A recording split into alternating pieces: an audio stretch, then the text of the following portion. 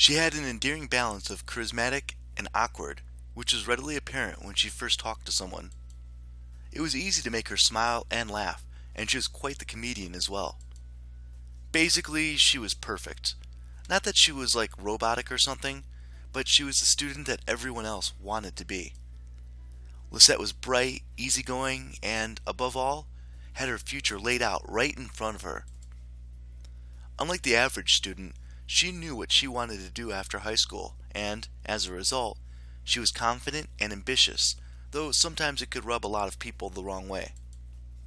Moreover, I had known her ever since I was young, but it had ultimately resulted in a rivalry that continued today. Of course, my friends knew what was between us, and upon seeing me glance at her, they shifted their attention to her. She doesn't even look like she's working, in my opinion. She probably is, but she's too much of a stuck-up priss to allow herself to look like she's actually doing work. Oh, come on, Suzu. She may be a little off-putting, but she's not the giant priss that you're making her seem to be. The day she isn't a priss is the day I turn into you. What's that supposed to mean? Never mind.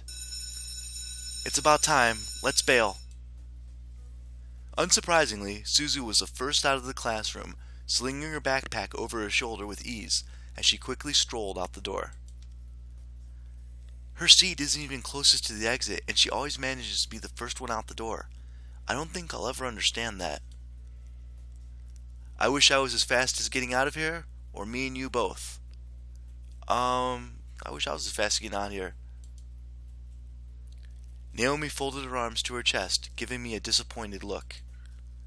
Oh, not you two. She's turning you into a delinquent. Ha! It's a joke, Naomi.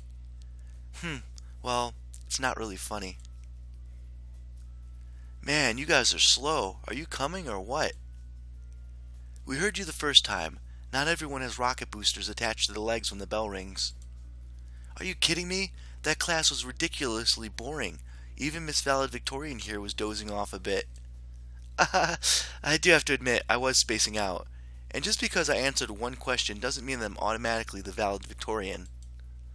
Okay, so it wasn't too interesting. But you should at least pay attention when Phillips is talking about the important parts. So you finally admit it? We're finally on the same wavelength? Welcome to the club, Patterson. Please don't call me by my last name. This isn't the classroom, and never in a million years will we want to ever see things eye to eye. Despite this, they both burst out in laughter. Normally, anyone would think the opposites like them would never even associate with each other. But even though they were so different, their friendship somehow made a lot of sense.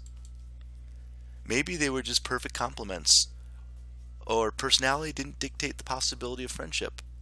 After all, we three had been best of friends since preschool. Alright, so where are we heading to first? Cafeteria? I think we can all agree that we're really hungry, especially after hearing about our company's line of deliciously spicy bubblegum. Who would ever buy that, I wonder? Me! I would pay good money for the taste of it. Haha, you do like spicy food after all. We entered the cafeteria, a bustling room filled with the aromas of different kinds of food. As we got in line, we ordered our meals and chatted freely. Cajun fries and the spicy chicken burger for me. That's the definition of a good meal. I'll take a tuna sandwich and some juice. You're probably going to need water or something to curb all that spicy flavor, Suzu. I can't be tamed by the likes of that. If it's spicy, then it's got to be all or nothing. You're crazy. Hell yeah, I'm crazy. I think I'm getting a migraine. I think I'll go with it. Okay, what we want what Naomi's having? Cajun fries and spicy chicken burger? Or mac and cheese and a soda? Let's get mac and cheese and a soda. That sounds good. Once we got our food, we settled down on one of the empty tables, putting our backpacks aside to finally dig into the food.